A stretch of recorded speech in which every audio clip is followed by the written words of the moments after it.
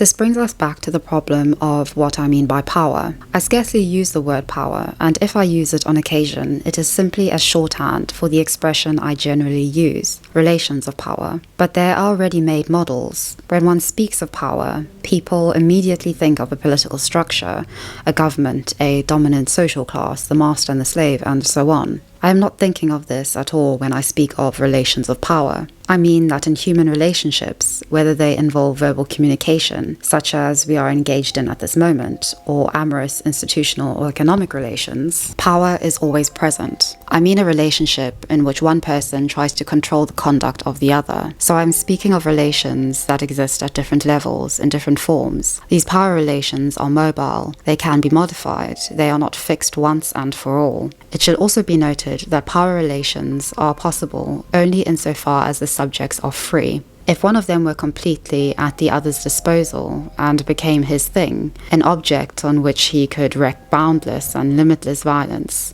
there wouldn't be any relations of power. Even when the power relation is completely out of balance, when it can truly be claimed that one side has total power over the other, a power can be exercised over the other only insofar as the other still has the option of himself, of leaping out the window, or of the other person. This means that in power relations there is necessarily the possibility of resistance, because if there were no possibility of resistance, there would be no power relationships at all. Of course, states of domination do indeed exist. In a great many cases, power relations are fixed in such a way that they are perpetually asymmetrical and allow an extremely limited margin of freedom. In such cases of domination, the problem is knowing where resistance will develop. Okay, so that was cute and took 4 minutes, but alas, it was important. Salutations and welcome back to my channel. My name is Kodology and I make videos about everything and anything to do with modern society. So today we're going to talk about Squid Game.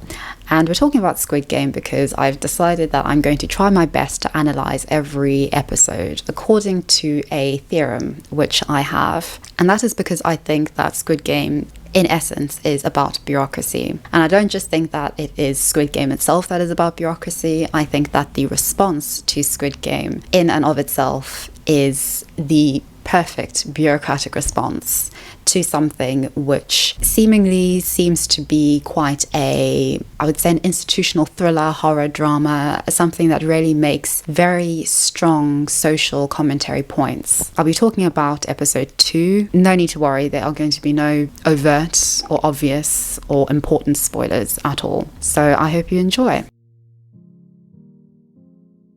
So bureaucracy as a concept is a little bit hard to conceptualize, but I will give it a go.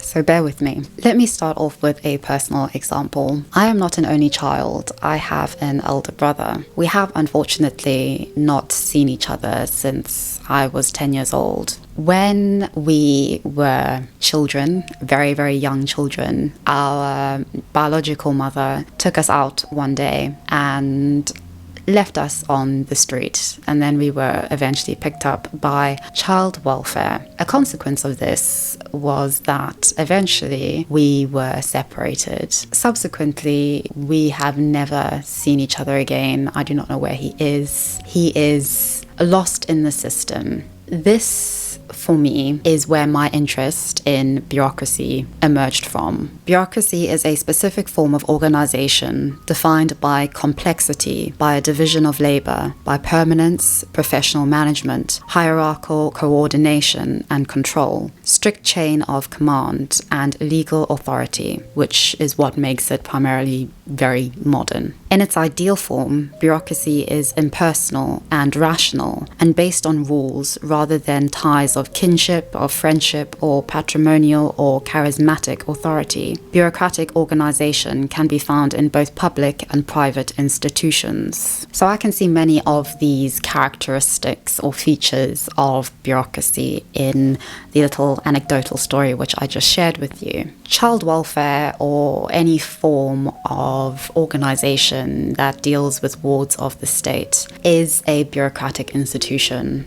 And this is because there is a clear division of labor, there are clear hierarchies and positions of power and authority within it, which ensure that particular jobs are done by particular individuals who have particular specialisms within the organization in order to fulfill the overall task, which is to organize wards of the state. In essence, the most strategic way for the state to ensure that these children who don't have the conventional upbringing of parents who will put them into school, who will ensure that they get into the labor force, have direction so that they do end up being productive, functional members of society and contributors to society. The welfare system wants to ensure that children become good, functioning citizens of said state, and the best way to do it, according to modern dictates, is through this form of organization. And in Squid Game episode 2, you can see this. I find episode 2 of Squid Game to be, I think for me, the most interesting episode in really showing the different forms of bureaucratic organization, but also their universal characteristics. For instance, Kang Seo-byuk's brother is in a children's home. Another important feature of bureaucracy is rules.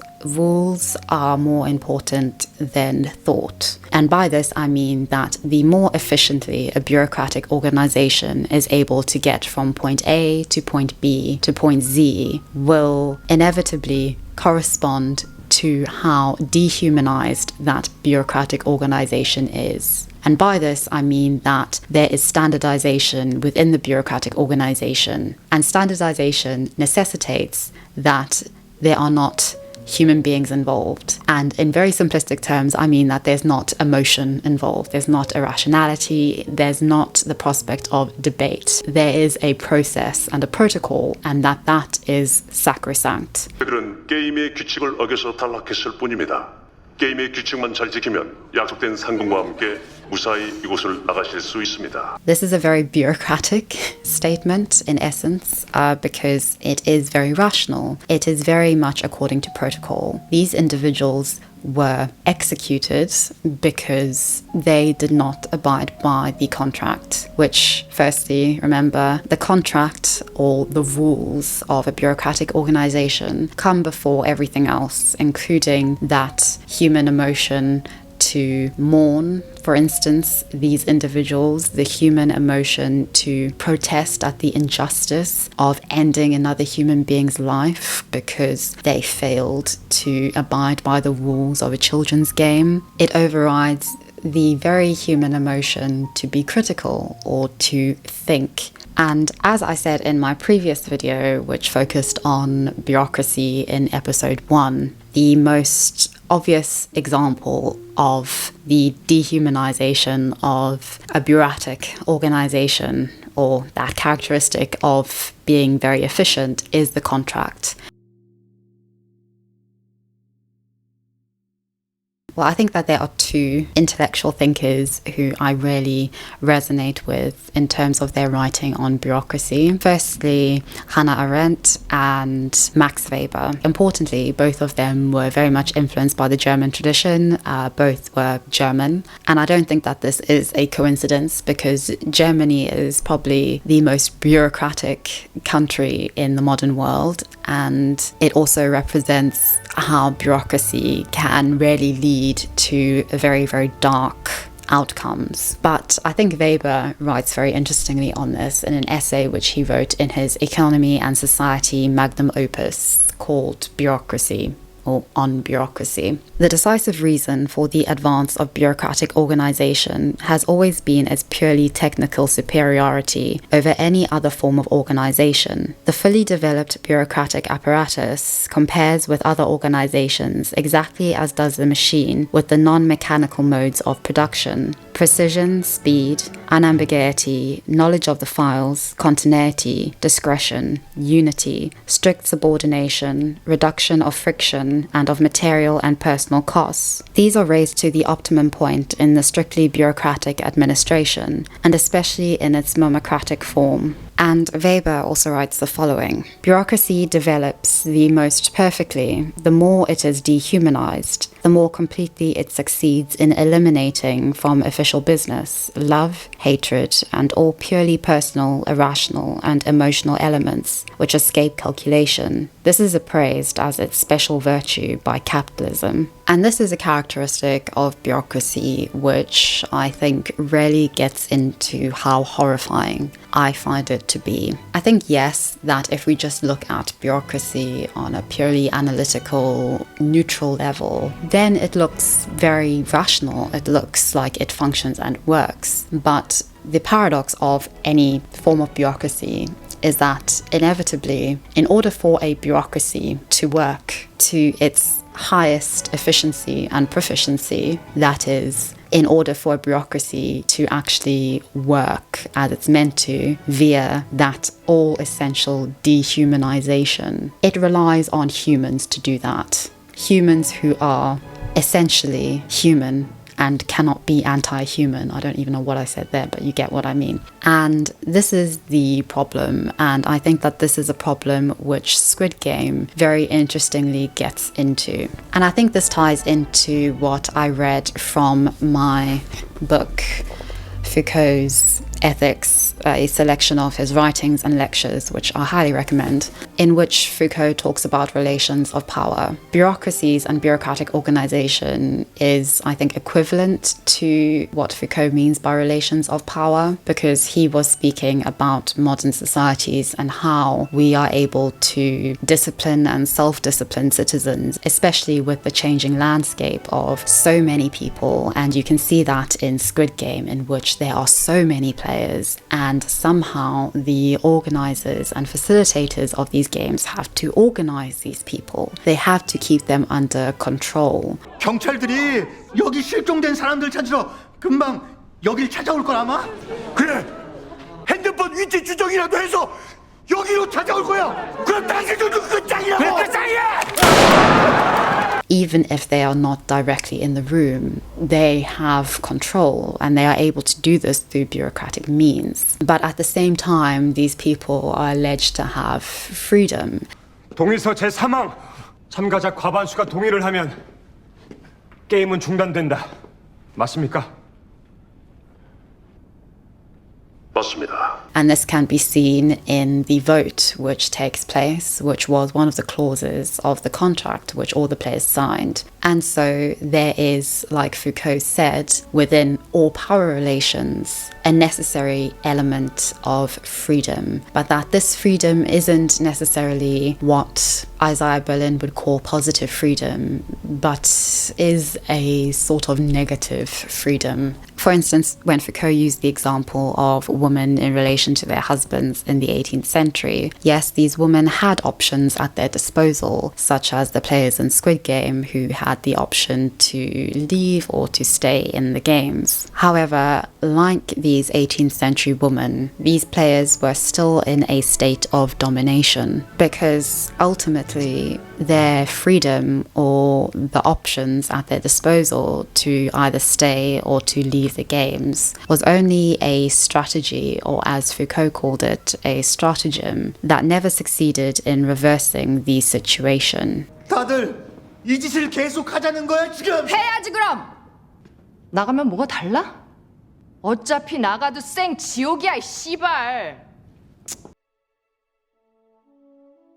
So, yes, the players did vote and they went back into society. And the very interesting commentary there was that, yes, they had the freedom, but that freedom didn't change their situation, in which clearly they found the outside world beyond the games just as, if not harder, than the games itself. And I just want to reiterate what Foucault says. In such cases of domination, be they economic, social, institutional, or sexual, the problem is knowing where resistance will develop. Bureaucracy at its core is about information. It's about knowledge, which is why there is a division of labor, which is why there are specialists, which is why there are certain people who have certain roles. For instance, within Squid Games, there are the guards, and they are divided, and there is a clear division of labor between them. This is because there needs to be knowledge of everything that is going on. There needs to be knowledge and information on all the players. And this is one thing essentially about all forms of bureaucracy. The modern state, which is probably the most obvious form of bureaucratic organization which we have, knows everything about us. YouTube knows everything about us. YouTube is a bureaucratic organization. Twitter, Instagram, all forms of social media, the internet as a thing in and of itself is the most complex networking of bureaucratic organization. Knowledge is power, according to Foucault. Oh, that came out of nowhere. Well done, me. The state can theoretically kill you, just like in Squid Game. The game and those who are within the mechanisms of its power can kill you, and so that ensures your conformity, and it ensures that you police yourselves.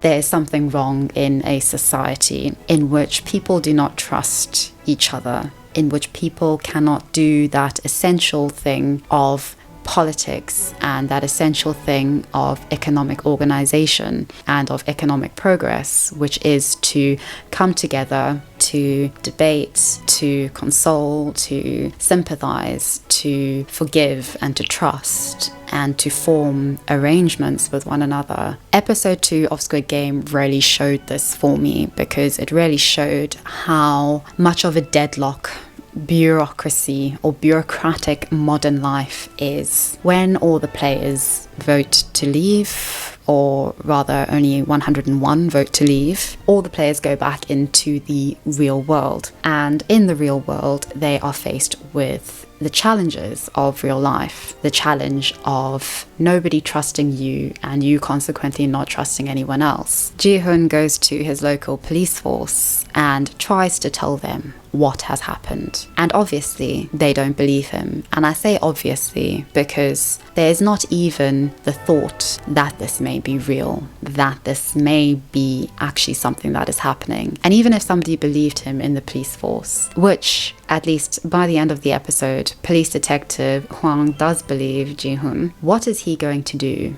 And how is he going to actually get that institution on his side in order to do something about it? And clearly he can't. And this is the thing with bureaucracy, is that you are on your own. And we can see that at the end of the episode. And this is the thing with every single player who decides to go back. They realize that they have to go back and that they are also on their own in this venture, in these games. They'd rather go back to the games than exist in the real world, because the real world and its relentless, unending bureaucratic turmoil, which I think is increasingly becoming a thing for individuals in modern societies in the real world, is quite unbearable and is unsustainable in terms of actually being able to live a life in which your freedom is not merely a strategy for survival. 밖에 나와 보니까 그 사람들 말이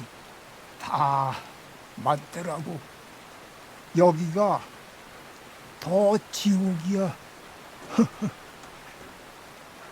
And also lacking the characteristic of any human emotion or anything human. Bureaucracy is also inherently amoral, because a bureaucracy can function and work to achieve positive and good ends, but just as easily and with as much efficiency it can achieve the terrible ends which we have seen in history and which we will inevitably see in Squid Game. And this isn't just exclusive to Squid Game, but this can be seen in the presentation of the darker elements to modern South Korea. We can see this even when Chao Sang-woo is sitting in his bathtub, seemingly entering into self-destructive thoughts and drinking a particular beverage.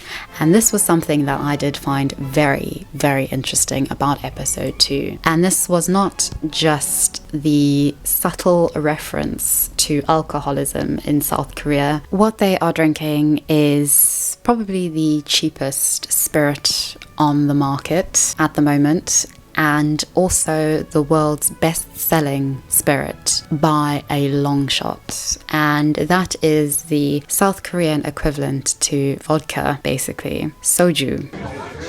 South Koreans down 7 million bottles of SOJU every night, along with a heavy combination of other alcohol.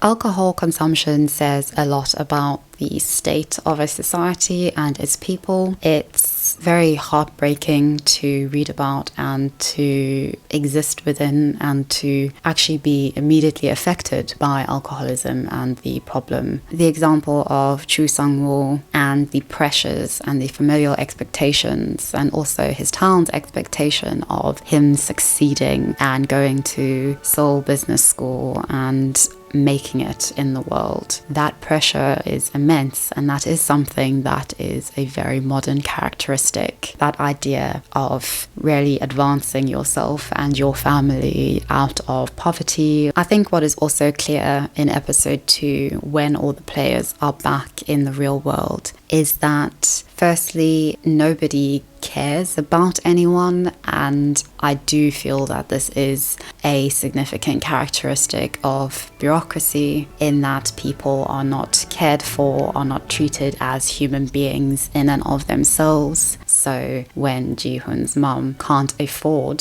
to actually deal with her increasingly dire and potentially fatal diabetes, she leaves the hospital, and they have to leave the hospital because they cannot afford it. And it's as simple as that. There is also that ease of getting lost in the system, which is what has seemingly happened to Detective Hwang's brother, in which he has gone missing. No one knows where he is, and there is not an institutional way of finding where he is, because he's replaceable. You can even see that by his landlady essentially saying, you'll have to just get rid of his stuff because, you know, somebody else will replace him. Somebody else needs this room. Everybody is dispensable in some shape or form. To get anything done in the modern world, you either have to be incredibly rich or incredibly corrupt. If you are neither of these two, which in fact the vast majority of humans in the modern world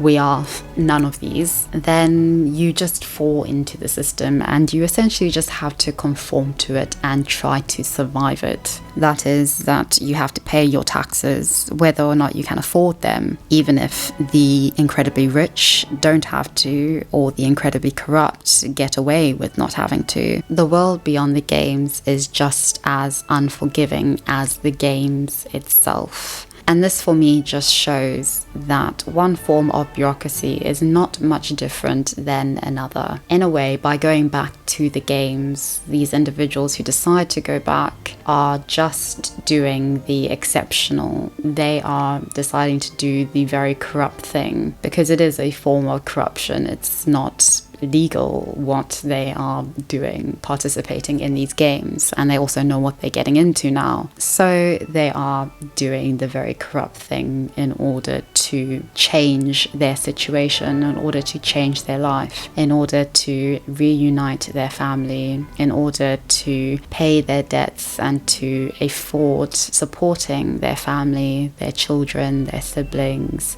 in order to be a better parent to the ones who they love, in order to pay for medical bills, in order to regain a sense of honor. And that is what I found most interesting about this episode, in that it really showcased the raw characteristics of modern bureaucratic organization, whether it be in merely making very fleeting references to SOJU, because in essence, SOJU is treating people as nothing but the bodies which any bureaucratic organization treats them as. They are merely consumers of a very harmful beverage and its increasing consumption. So those are just my thoughts on episode 2 of Squid Game. I quite enjoy doing this little analysis because I find that there is so much in this series, and it's very intriguing rewatching it less emotively now. So feel free to give me your feedback or to add your own comments in the section below. Yeah, I'll be really happy to continue doing this because I really enjoy doing this. So thank you so much for watching. I'll see you in the next one. Goodbye.